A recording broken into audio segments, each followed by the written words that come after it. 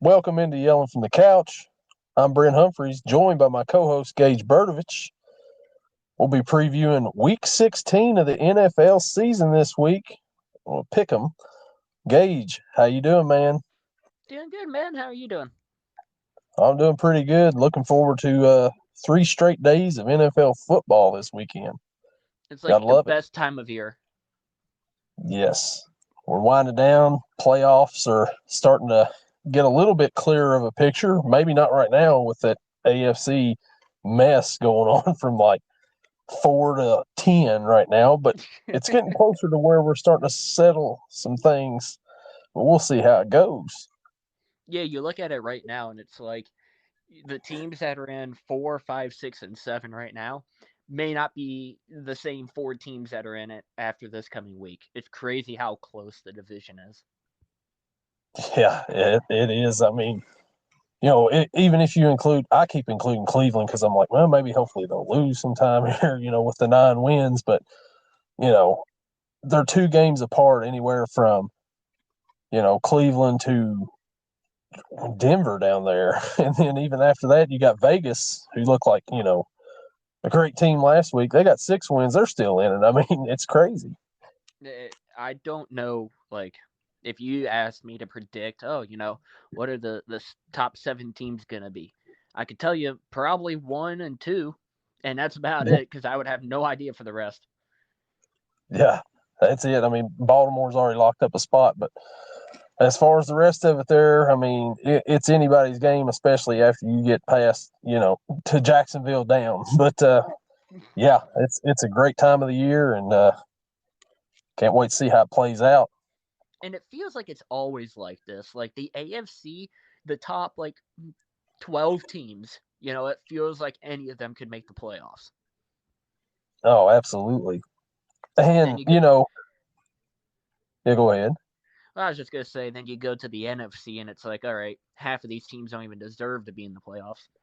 Yeah, I I was looking and I'm like, man, if the Bengals were just in the NFC South, they would be leading right now the division. I was like, this would be awesome. If the Steelers were in the NFC South, they would have a great chance to win that division. They would be tied for the lead right now. Absolutely, it's insane. Oh man, it started in. Go ahead. We'll start. From Saturday to Sunday or to Monday, like we do. The first game on the slate, Gage. It's the Cincinnati Bengals traveling to Pittsburgh to face the Pittsburgh Steelers. The Bengals are a 3-point favorite in this one. Jamar Chase is out. Gage, what do you think about this matchup? So I've been going back and forth on what I wanted to do for this. We were talking about it beforehand. If there is any time of year to have a quarterback whose last name is Rudolph to come in and save the city of Pittsburgh in a football game, it is this weekend. The day before Christmas Eve, 2 days before Christmas Day, it's like storybook writing out here. And the Steelers defense doesn't have to worry about Jamar Chase. I mean, does that really matter? Probably not because the offense is awful. But for my sake, I'm going to go to Pittsburgh on this one. I know I said last week, kind of teasing it, oh, you're probably going to agree with me in my decision. No, because you know why? Give me Pittsburgh on this one. Give me Rudolph to save the Steelers and save Tomlin's record. You know, uh, the Bengals are without Jamar Chase. The Bengals had a very close game last week against the Vikings, and Pittsburgh. We know how Pittsburgh's game went last week against the Colts. Last time these two teams faced off, it was right after Joe Burrow got injured. Jake Browning's first start. Not the best defense to have for your first start in the NFL. I think that played a key factor in the way Jake Browning played that game. I took a lot of flack from people. My sisters, one, for coming on this podcast and picking the Steelers to win that game because that's just what I thought. I was that down and out about Burrow being out, down and out, that I went ahead and picked Pittsburgh. Rudolph, with his nose so bright out there, guiding the Steelers to a game against the Bengals. Like you said, this is the time of the year to do that. But I don't think it's going to happen. The Bengals are going to ruin Christmas for Pittsburgh, and I think that the Bengals win, and I think that it is a push. I think it'll be a close game, though, but give me the Bengals and give me the push on this one. So here's what I'm worried about with that game. The defense that was against Cincinnati in the first game, like half of it is not going to be the same starters this game. You have KZ who got suspended for the entire season, who uh, that's a whole nother story. You have Minka, who he's been hurt the entire year. We don't know if he's going to play. Um, I didn't see the injury report today, but I think he was on the did not practice, but I could be wrong. The other safety, I think it was the one that picked off Browning last time, Trenton Thompson. He is limited, so is he going to play? Don't know. On the middle linebackers, they're going to be splitting time between Miles Jack and Blake Martinez. So it's like these guys haven't really played it all this year. So, if they can cover the running back, I'm happy. But we seem to have linebackers that don't know how to do that. So, TJ Watt's playing, right? absolutely. Yeah, that's always a scary man on that defense right there. Speaking of injuries to defense, the Bengals have a pretty significant injury to their defensive side too. DJ Reader is out for the season, so right up the middle, right there in that run game is huge. So Pittsburgh may want to run the ball up the middle quite a bit, a la the way Vikings did last, getting 8 yards a carry until they decided to do the tush push on 2 straight plays for whatever reason. But maybe Pittsburgh get a running game going. We'll see. Let me tell you, Pittsburgh does not get a running game going anymore. That's just the way it is. They had like 3 games of actual good running this year, and the rest has been, 40 yards. Like, not going to happen. If there was any time to do it, it would be this week with DJ Reader being out for the Bengals. But, I guess they'll lean on Mason Rudolph to do something for him. It's got to be better than Mitchell Trubisky the last few weeks. Well, I don't think it could get any worse. So I really hope so. I'm looking forward to it. Can't wait to see it and see how it plays out. I'll be at work during this game, so this game will decide whether or not I have a good day or a bad day. I totally understand how that is. The next game, the primetime game that, like all these podcasts I've been listening to, this is like the first commercial. It's like Christmas comes early in the form of the Buffalo Bills and the LA Chargers on Peacock. So the Bills travel to LA to face the Chargers. Buffalo is a 12.5-point favorite. Gage, what do you think about this matchup? I mean, we saw last week Buffalo just absolutely manhandled Dallas in a way that I don't think anyone expected to actually happen. And on the Chargers side of things, I mean, they're rolling with, I think, Easton Stick, because they definitely having Herbert for the rest of the season. So probably Easton Stick. The Bills defense actually decided to show up and play against Dallas, which is something that we really haven't seen all season from them. So, just because of Easton Stick, I know Keenan Allen is also out this week. Give me the Bills on this one. And 12 points is a lot for that team, but I'll go points. Give me the Bills. Give me the points. After the Raiders manhandling of the Chargers last week with Easton Stick quarterbacking for the Chargers are limping into this game. They're without Keenan Allen. Easton Stick starting, but he won't have Keenan Allen to throw to. I don't think it really matters because even if he had Keenan Allen, it won't matter. The Bills last week dominated the Cowboys. I didn't see it coming. I think I picked the Cowboys on here last week. But I think the Bills will come out and they'll win this game, even if it's in LA. I also think that they'll cover this spread too. I just don't think that the Chargers are very good at all right now. And Buffalo will win this game and they'll cover it. Now we move on to the Christmas Eve matchups on Sunday. Cleveland Browns travel to Houston, facing Houston Texans. Cleveland's a 2.5-point favorite. Gage, what do you think about this one? This game's going to be an interesting one. Last week we thought that Davis Mills was going to start, being Case Keenum, which I felt was very unexpected for the Texans. This week, CJ Stroud, I'm not sure if he comes back. Um, I believe he was held out of practice today, so it would likely be Case Keenum who goes against the defense of Cleveland. And on the other side, Joe Flacco kind of showed signs of Joe Flacco last week with the interceptions that he threw. Still threw for multiple touchdowns, still threw for a lot of yards. I'm really hoping that the Texans win this one, but for the podcast's sake, I'm going to go with the Browns here, and I'm going to take the points. Last week, I wanted both of these teams to lose. And the Bears had the game won against the Browns on that Hail Mary. And Mooney just, I don't know, he kicks the ball right to a Browns player. Like, oh, just squeeze it. You've got it. You're there. It didn't happen. And on the other side, the Texans, they go to overtime. They come back, being down to the Titans. They come back, go to overtime, and kick a field goal in overtime to win. And I was hoping for playoff picture that both those teams would lose. They both end up squeaking out a win. Like you said, Case Keenum started. Davis Mills did get in the game, but it wasn't much. But I think that the Browns defense is just going to be too much, especially if they don't have C.J. Stroud and it's Case Keenum again. Browns defense is really good. Flacco can pretty much manage the Browns. Give me the Browns in this one. I hope it doesn't happen, but give me the Browns, and I think that they'll cover the spread. The next matchup is just one of those games. The Washington Commanders will face the New York Jets. The Jets are a 3-point favorite. Gage, what do you think about this wonderful matchup?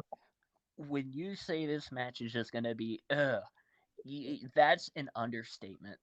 There have been certain games this year when you look at it, on paper, it's like, ew, this is just going to be horrible. And I think this one takes the cake. Actually, it might be second next to Atlanta and Carolina. But this one, regardless, is up there for game of the year. Uh, I don't have much to say besides the Jets have a decent defense. Sam Howell, he did lead the league there for a while in passing yards, and he's just fallen off more and more and more, while the Commanders struggle to win. So, with that all being said, I will take the Jets on this one, and I will take the points. It'll probably be a touchdown game. I wouldn't be surprised if it was. The Jets announced earlier in the week that Aaron Rodgers has come off of IR. And Aaron Rodgers said that he's probably not going to play this year. Smart move, Aaron. Very point coming back now with this team. 5-9, they're eliminated from the playoffs. No need to come back and ruin the rest of your career for this. The Commanders, on the other hand, they played the Rams pretty close last week, lost by 8. The Jets, they didn't even show up last week. But this is different. So I'm going to go with you here, too. I think that the Jets will win, and I think that they'll cover that spread. It's just going to be just one of those games that, nobody's going to watch during that 1 o'clock time frame. So, it is what it is. It's there. But Merry Christmas, everybody, on that, I guess. Yeah. The next matchup, the Seattle Seahawks travel to Tennessee to face the Tennessee Titans. Seattle's a 3-point favorite coming off of their big win against Philadelphia last week. Gage, do you like the Seahawks to continue their winning ways? My jaw dropped to the floor when Jackson Smith and Jigba caught that touchdown with like 30 seconds left or whatever it was. I could not believe it. I mean, I wouldn't have thought that Jalen Hurts would have thrown 2 interceptions either. So I don't know if something's going on with that team, but the Seahawks, they turned in a very impressive performance last week, all behind Drew Lock, and not even Geno, which I thought was even more impressive. On the Titans side of things, They had probably one of their biggest blowups and worst performances by Derrick Henry as an individual, who he had 9 yards on 16 carries and caught 4 targets for 1 yard. That was a very disappointing performance, not only for the team but also for my fantasy team. I loved going into the sleeper app and seeing 5 points from Derrick Henry. Um, but the defense for Seattle, it's just been too good this year, especially against a Titans team who their number one's DeAndre Hopkins. You line him up with Devin Witherspoon, and I don't know, really how good D Hop's gonna do. The only hope that I think Tennessee has is unleashing Derrick Henry and getting him back to his normal form. Will that happen? I don't know. Will Geno Smith start instead of Drew Lock? Once again, I don't know. But just going off of, saying like Drew Lock's going to be the starter, I will take Seattle in this one. Only because of their defense. That is the only reason. So give me Seattle and give me the points as well. Geno Smith didn't play the last 2 weeks. Uh, Drew Lock stepped in, played pretty good last week, surprisingly. Drew Lock comes out and beats the Eagles. Nobody saw that coming at all. Jalen Hurts was sick. I mean, I guess maybe he can use that as an excuse. The Eagles have been struggling here a little bit lately the last few weeks. For the Titans, Will Levis, there's questions on whether he'll be able to play or not. He injured his left ankle. But from watching Will Levis last year at UK, he was injured most of the season, and he was just not the quarterback that he was the season before when he was healthy. So I think that'll play a big factor in this. I'm going to go ahead and I'm going to take the Seahawks in this. I think that they'll win, even though it's a short week. Flying, cross country on a short week. I don't think that matters. Give me Seattle to win this one, and I think that they cover.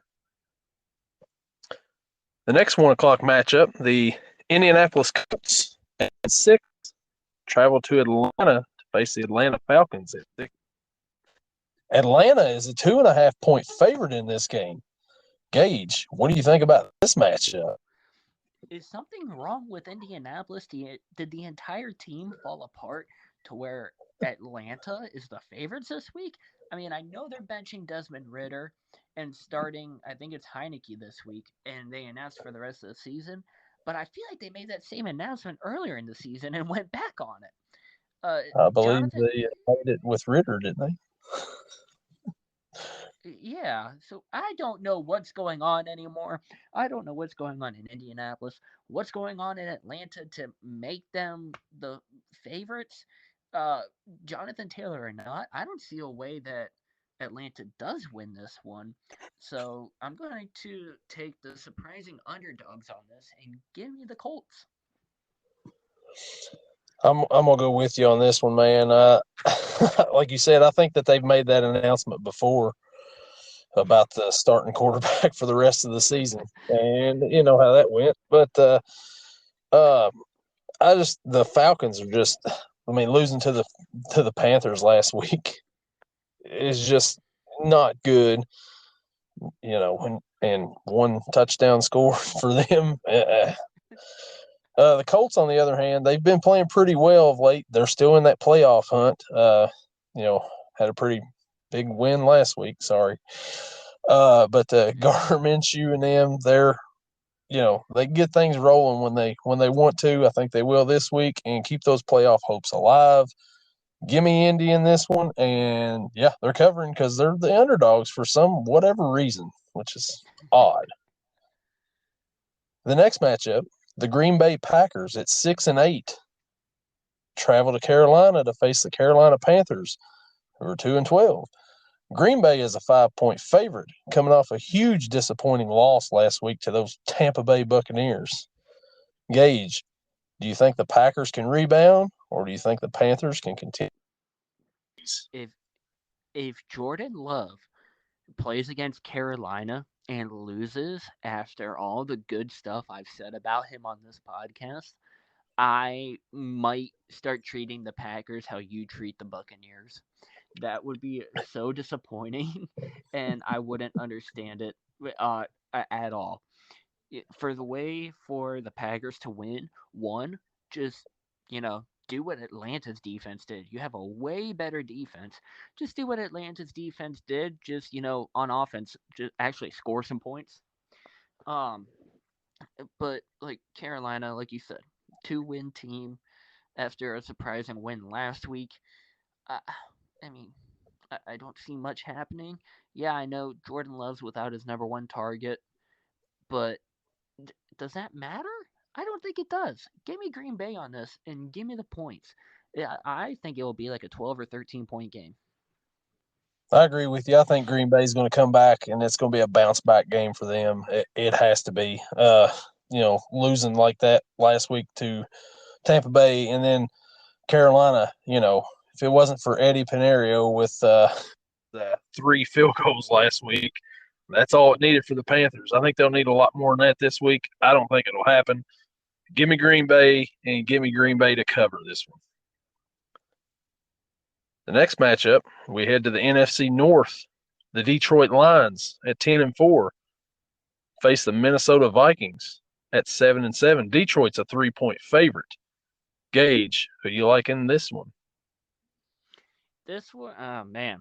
And Nick Mullins, I mean, he played awesome last week against your Bengals, even taking a loss, but he took it to overtime. I mean, that game was just phenomenal to watch. And then the Lions just coming out and just banking down the Denver Broncos. Like it was a sight to see because it was like, where has this team been all season? Now the Lions did do something kind of interesting that I don't know if people should read much into or not, but they waived their original kicker, Riley Patterson, signed Michael Badgley to the active squad, and they also activated quarterback Hendon Hooker from the non-football injury related list. So I don't know if something's wrong with Goff and we just don't know it, or what's going on there, or maybe it's just, hey, let's get this guy some practice in case something does happen, which very well could be, and I'm just reading too much into it. The defensive side of things, uh, neither team really has that stellar of a defense. I think the Vikings have a little bit of a better one, but when the Lions have everything that they have on offense between St. Brown, Montgomery, Gibbs, Reynolds, Goff, I think it's going to be too much for the Vikings. So I'm going to take the Lions on this one, and I'm going to take the points. Yeah, the Lions last week looked really good against a Denver team who has played well as of late up until last week. The Lions coming off of that loss the week before to the Bears, they come back and they bounce back and they beat Denver down. Like you said, Nick Mullins led Minnesota to a close to a victory last week, really close to a victory. Played a really good game for Nick Mullins. That being said, the Lions and the Vikings, these two teams are going to get to know each other really well over the next 3 weeks. They play this week and then they play 2 weeks from now once again. So there's not going to be any secrets between these two teams the next time they meet. It's interesting about Hooker being activated there. I seen, as a Kentucky football fan, I seen what he could do firsthand in Tennessee last year, and he's a pretty good quarterback for in college. I don't know if that'll translate to the NFL. He's got some potential. Like to see him out there and see what he can do. We'll see if he gets any playing time or if it's, maybe you're just reading too much into it. We'll see, but it's interesting nonetheless. Give me the Lions in this one. I think that they will. I think that they'll cover that spread too, even though it is in Minnesota. I think the Lions just overall have the better team, especially the better offense. But their defense is a little suspect. But I'll take the Lions in this one. The next matchup, the Jacksonville Jaguars travel to Tampa Bay to face the Tampa Bay Buccaneers. Tampa Bay is a 3-point favorite in this one. Gage, what do you think about that? Now, I feel like I already know what you're going to say, but here's what I have to say to make you think about your pick. Jacksonville is going into this without Trevor Lawrence. They pretty sure they announced today that he will not play due to concussion protocol. Baker Mayfield turned in a wow performance last week, having a perfect quarterback rating and overall just having a great game. CJ Beathard for the Jacksonville Jaguars stinks. He is awful. And just because of him, I don't even know if I would do it if Trevor Lawrence was playing. But just because of CJ Beathard, I'm going to put all the blame on him for me to take the Tampa Bay Buccaneers on this one with the points. Ooh, man. Like you said last week, the Tampa Bay Buccaneers looked really good against the Green Bay Packers. Beat them pretty good.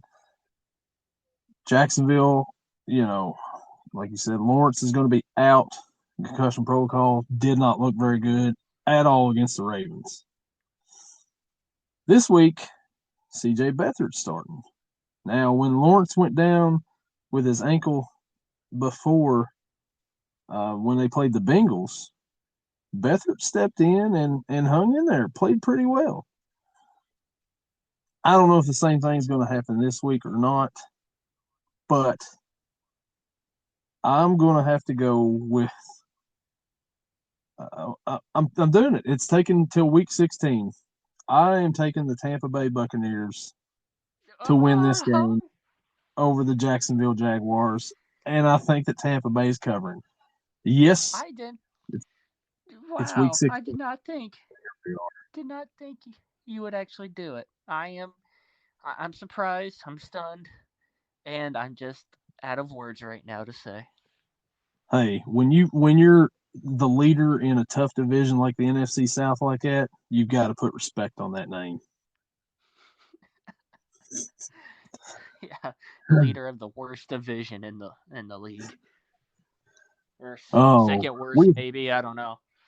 we've had a breakthrough on this podcast, Gage. And with that being said, we will go to our next game. The Arizona Cardinals travel to Chicago to face the Chicago Bears.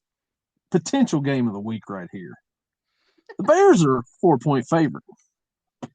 Gage, do you think the Bears can bounce back from not one Hail Mary, but two Hail Mary fails last week? I hope so. I feel bad for Justin Fields.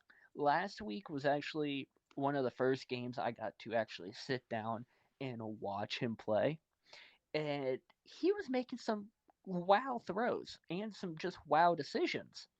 Like you had, like you said, Darnell Mooney dropping the one that literally fell into his lap as he's sitting on the ground. Then you had Robert Tunyon drop the wide open pass. I mean, he had easily 4 or 5 yards of separation on the guy. The poor Justin Fields. The man has no weapons, and if he gets traded in the offseason, I think Chicago's making a horrible decision. If they do decide to keep him, I wouldn't be surprised to see them take Marvin Harrison Jr. number one. But if they do trade him, look for Caleb Williams to be coming to Chicago with, his high school offense of weapons that he has there. Cardinals side of things, I mean, they got James Conner, but what else do they really have going for them? Kyler Murray and his 5'10" self or whatever he is can barely see over the line. And I may or may not be trashing him just because he went out and beat Pittsburgh a couple weeks ago, but that's beside the point. The Bears have a great defense, I believe, with their number one corner in Jalen Johnson. And also their pass rush game has gotten a lot better with their trade that they made with Washington here a couple weeks ago. So with that all being said, I'm going to take Chicago on this one.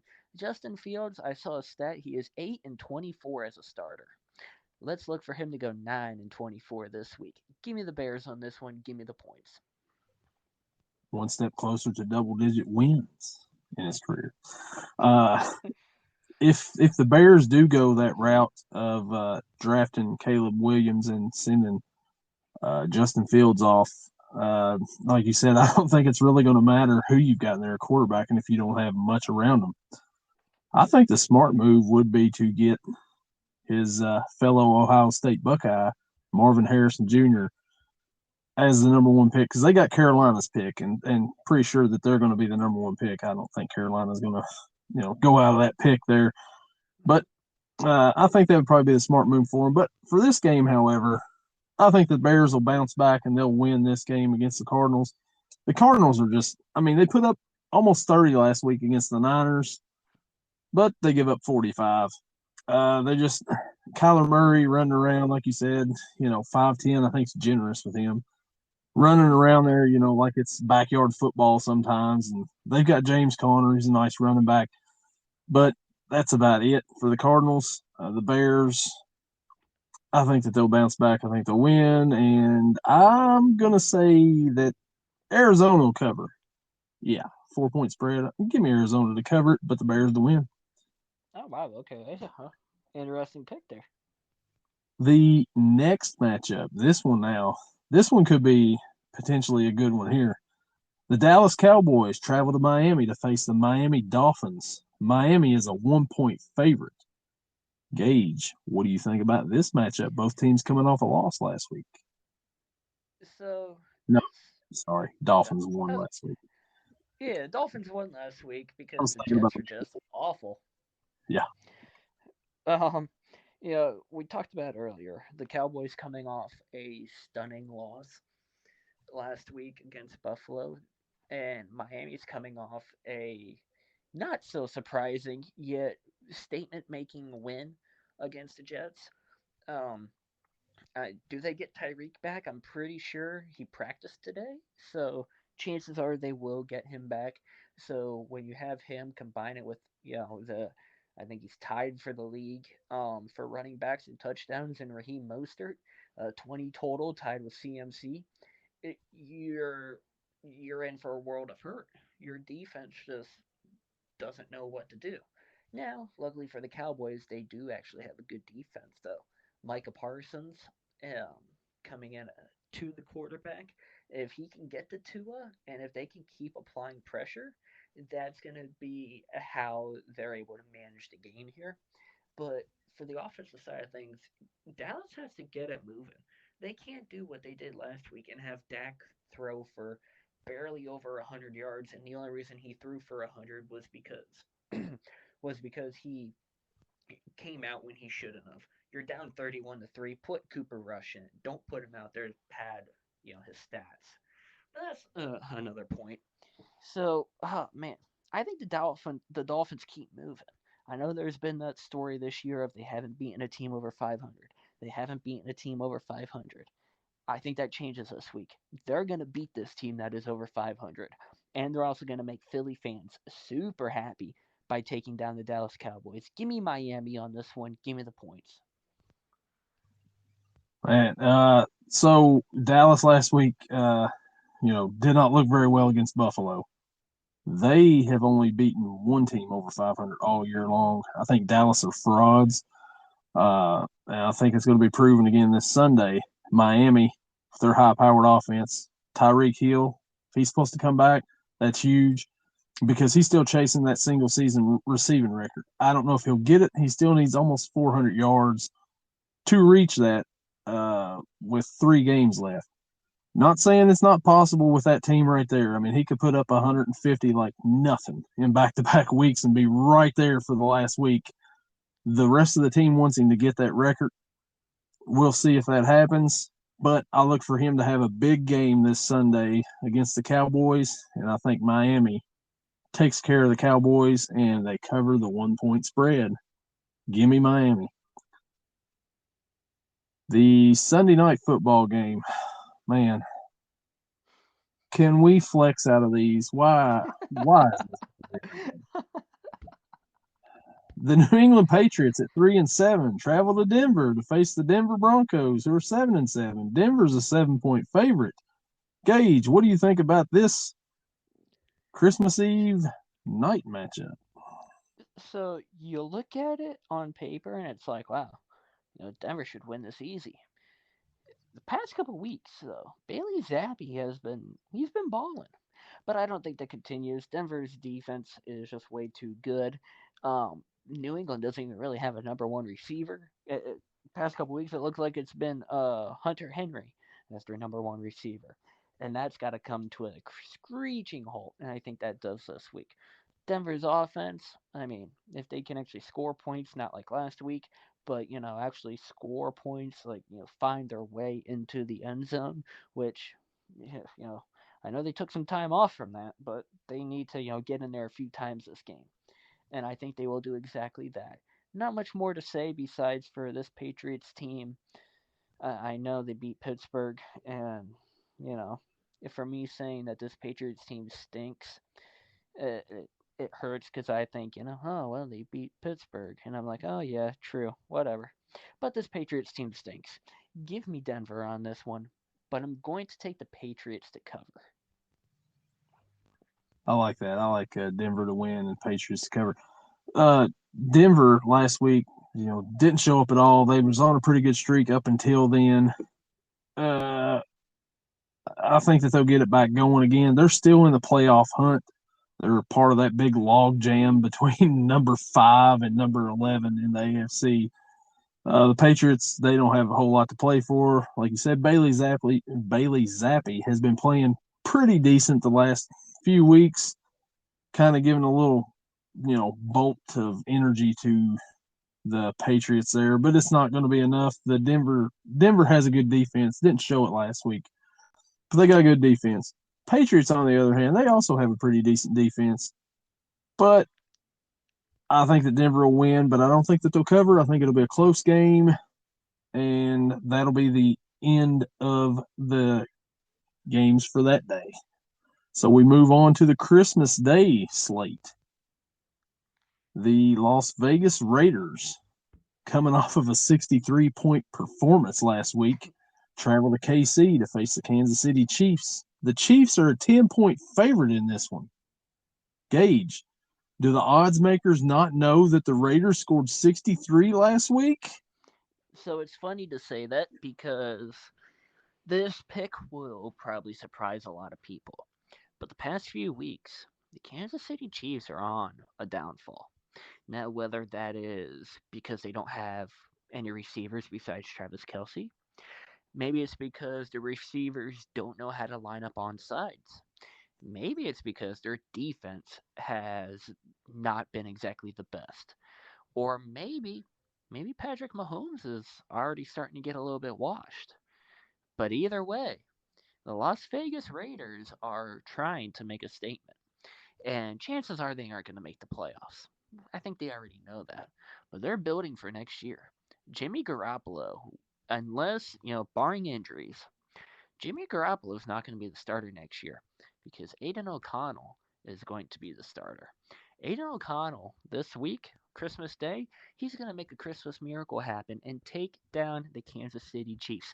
Give me the Las Vegas Raiders to take down the Chiefs on Christmas Day. Merry Christmas, America. Oh man, I would like to see that pick happen. Wow, man, but I can't go with you on that. This last week, the Chiefs, they kind of got things going a little bit on offense through the air. Mahomes threw for over 300 yards. With Pacheco out, the running game really wasn't there. Edwards-Helaire had like almost 40 yards. That was it. They've got to get the running game going a little bit, but I think that they'll get back going offensively like they have been. Rashee Rice, he had a pretty good week last week. Kelsey, Swift throwing a fit about Kelsey not getting a penalty. And, is she going to be there on Christmas Day, or are they going to celebrate that way, or what's going on? And then the Raiders, on the other hand, I think, do you think Antonio Pierce is going to be the permanent head coach after his little interim stand here? If they keep scoring the way that they're doing it and the players seem to be happy, it wouldn't surprise me if he stays as head coach. Yeah, I like Antonio Pierce. I think he's deserved it. I know before when they had Rich, what was his name? He coached the year that they fired John Gruden, and he led them to the playoffs. They lost to the Bengals in a close game in the playoffs. Anyways, they fired him after that. They let him go with the interim head coach, and then they brought in Josh McDaniels because they wanted a big name. We see how well that worked out for him. I think if they were smart, they would probably just stick with Antonio Pierce instead of going for the big hire. Because I think he's done a really good job so far for him this year. But I don't think that he gets it done this week. I think that the Chiefs win, but I think that the Raiders will cover that spread. Ooh. So the 4:30 matchup for Christmas, the New York Giants travel to Philly to face those wounded bird Eagles. At 10-4, the Eagles are 13.5-point favorite. Gage, do you like the Eagles to get a bounce back on this one? If this was any other team except the New York Giants, I would probably go against Philly this week. But the fact that it is the New York Giants, the fact that I picked them last week in Tommy DeVito to actually win, and looking back on it, I can't believe I did that. So, because of that, because Tommy DeVito, the Italian stallion, he's lost his mojo, could not perform last week. Philly, do they get back on the right track? Absolutely. AJ Brown, my guess, going for 125 yards at least. Maybe a touchdown on top of that. Jalen Hurts, interception free is his key this week, and I think he makes that happen. 13.5 is a lot, and I will say that. But give me the Eagles on this one, but I will take the Giants to cover. Yeah, the Giants last week got pounded by the Saints, and I think both of us went with the Giants in that one. E. Yeah. Philly, on the other hand, they go and lose to Drew Lock in Seattle. Philly has been, kind of struggling lately. They've lost three in a row now. The Niners pounding them, the Cowboys pounding them, and they lose to the Seahawks. Squeaked by the Bills before that. I mean, it's been, close game after close game after close game, and then all of a sudden it was blowout, blowout, and then a close loss. But I think this is where they get their bounce back on Christmas Day. Uh, I think that there's just too much firepower there for them against the Giants. The Giants will come out, they'll play, competitively, defensively. They'll keep it kind of close. I'm with you. I don't think that spread gets covered, but I think Philly wins by about 10 probably. The final matchup of the week. Now this is a good one here. This is finally one, prime time game here on Christmas night. The Baltimore Ravens at 11-3 travel to San Francisco to face the San Francisco 49ers, who are also 11-3. San Fran is a 5-point favorite. Gage, do you like the Niners in this matchup? I absolutely do. The way Christian McCaffrey has been playing, especially, he is the NFL MVP right now. And if he finishes out the year the way he's been going, I would not. Actually, you know what? No, I would. I would be surprised to see anybody else win MVP this year. And Brock Purdy, call him a system quarterback all you want, but if the system quarterback is winning, then you know what? The people around him built a great system. Debo Samuel, Brandon Ayuk, George Kittle, those three top pass catchers on the team. Hey, you could throw Christian McCaffrey into that talk as well because they're all phenomenal. They get put the ball into their hands and they will make plays. Ravens, on the other hand, I mean, they don't have the playmakers that the 49ers do, offense or defense. Yeah, they got Lamar Jackson, Odell Beckham having a really good bounce back year. Zay Flowers, I think he was kept pretty quiet last week, which Mm-hmm. was actually surprising. I expected him to go off, but he did not do that. But the Ravens, Lamar Jackson's always a threat. He's always the threat to run. And he's actually showing this year that he does have a pretty good arm and can deliver an accurate ball. But I don't think that's going to matter because the 49ers are the best team in the league right now, hands down.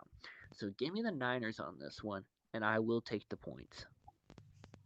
You mentioned that Christian McCaffrey should probably be the MVP. Well, if he is second in that race, may actually be his quarterback, Brock Purdy, who, if people would say he's just a game manager, I would like to have those stats as my quarterback for a game manager. because he just doesn't make very many mistakes. He knows what he's doing with the ball, and he's precise with it, and he's got weapons all over the field, which doesn't hurt at all. 49ers, I believe, are the best team offensively and best team overall in the NFL. The Baltimore Ravens, every time I watch them play, I'm like, how have they won 11 games? I mean, they don't look like, the players out there don't look like, a team that's going to go out and win a bunch of games. You know, it's kind of like they're put together, pieced together. But you got Lamar Jackson. That's a big difference. He almost ran for 100 yards last week against the Jacksonville Jaguars. And he has found a new favorite target, which was, before it was likely Andrews, but now it's likely is his new favorite target. Isaiah Likely has really come on the last few weeks for Baltimore. He had a touchdown last week. I think that San Francisco is a better team, and I think San Francisco will win this game. And I got San Francisco covering this on Christmas night to end Week 16 of the NFL. Give me the Niners and give me the cover. And that would make Christmas just the best to see Baltimore lose. Oh, it would be. That would be no Christmas miracle, but that'd be a great Christmas present right there. Oh, man. Well, man, that's Week 16. Just got 2 more weeks after this. God, it's so crazy how fast this is going. I know we talk about it every week, Yes. but it's like it's getting down there. Like what? Less than 2 months is the Super Bowl. Yeah. Oh yeah. Crazy to think about. Yeah, and it's hard telling who's going to be there right now, but can't wait to see. Can't wait to see how it all plays out. And then from February until September, it'll just be waiting on NFL to come back. Yeah, a little bit of baseball and then waiting for football. Yeah. Well, I guess there's the XFL, USFL thing if you want to go that route, but it's just not the same. It's not the same. No, especially the XFL with its 6 or 8 teams, whatever it has. Yeah. Oh well, man. We'll see you back in the next week for Week 17 picks. And hopefully that comes with a Steelers win and me being happy. Well, I mean, we could agree to disagree on that, but I hope you're happy, but not the Steelers win. All right, well, Merry Christmas, and I will talk to you later. All right, man. You have a Merry Christmas as well, and we'll see you next week, man.